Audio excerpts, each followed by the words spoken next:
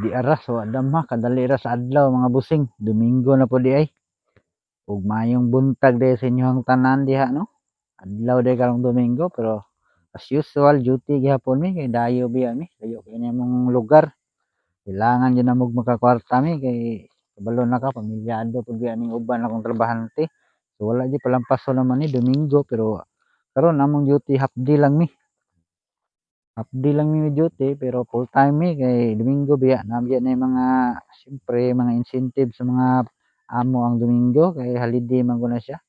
Pula ang kalendaryo so okay na may ana nga mag half day mi pero whole day. Pero amo gyapon ning biluhan namong trabaho diri kay murag gusto nami moadto sa among lugar dool basig na-sign mi didto gusto namo ni humanon dayon para di na mi mag-antos diri nga layo kayo nya mingaw baya pod. So mao na din ang itsura sa tong building no.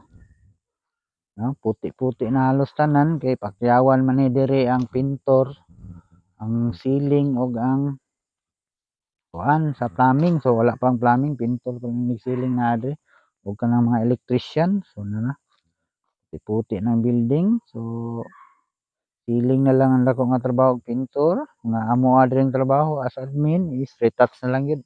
Nagsugod nag-ceiling, medyo gubot pa hugaw kay mao lagi daghan na trabaho, tulo na din ang nagtrabaho diri. Pakyawan ug electrician ug kami admin. So ang pakyawan na ni ceiling ug ang pintura. Ang admin ani electrician ug ang kami sa mga masonry works. All kinds of works na imong trabaho diri walay pili ni. So basig mo tingala mo no daghan kay nagbuslot ng mga top. Ipangbangagan din namo na kay kulang pa na siya G-bolt. So G-bolt din na ang kabalo naman mo sa G-bolt bangag-bangagan gyud na daan barina bago na to nasundon og tawod og G-bolt. Karon to raw isa ka nawong pud yun ang bangag-bangag tanan. Dako-dako pud yun nagtawranag G-bolt may lang gyapon ni ugma og dili kay init kay aron ang tawad na mo G-bolt makabuylo mi. Dili kay luoy ang magtawad G-bolt kung ning aron nga panahon no prano templado kayo ba dili init dili pod ulan. So naghangir na ang mga nagsiling. So gamay na lang ning kuan ani, gamay na lang utong sa nagsiling ani. Na pwede na taptapan nila dayon.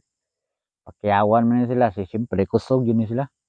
So dinalian day ni kay karong June 16 basin day makaapas na mo ni maklasihan ni. So napatay flooring nga flooringanan isa ka room. So dali ra ni. Dili na kay ni problema kung kumpleto lang materialis ug maabot lang tong among mixer. Wa man guni siya nabusi sa una, yung flooringan ni kay tungod lagi kay kuan kanang sigig ulan yang karsada lisod kayo.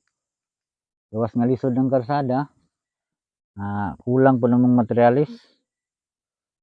So dara nagkadaghan yung kakulian. Wa jud nakagwanta to gining gisaka. Para makita jud natong diferensya ni ba. Kung unsa jud diferensya ni nga nalugay man gini nahuman ni nga pag gisawgo na ko ri pagtawad og aning G-bolt. Nakita na to nga mali jud ilang diskarte no. Namo gud ni diskarte nga madali siyang tawad depende sa advanced thinking ra ni siya magdaog. Narangis tawo ang among tigsaka sa G-bolt tigtaod dakog lawas baliktad ang payat ng sa ubos. So, depende maguna siya sa skill sa tao gud. Kunyara to siyang tulduan kung saon ni nara human na day ato ano ni abot ng red roll o flashing. So kita-kita ra yung tao dani dili mi latiro pero kaya ra kay naman na. Mabisik ra man guna sa latiro. So katong nanay mga groove lisod na kay to. So kana day among wall flashing day DIY day na. May camera balog na. So makita na sa uban akong video yun sa naman pagbalog. Mura nang gimaw-mao gamit lang sa tie wire og bakal. Mura mong gi-lube na. Pero okay na kaya na badawat na kay na sa mga amo na. Kung tanawon nimong dulit dili kayo maasahan nimo sa mga quality nga trabaho pero okay na kayo. So mao din ang palibot namo gwapo kayong panahon daghang bukid. So akong plano ani karon hagito na ko ni sila nga maligog dagat.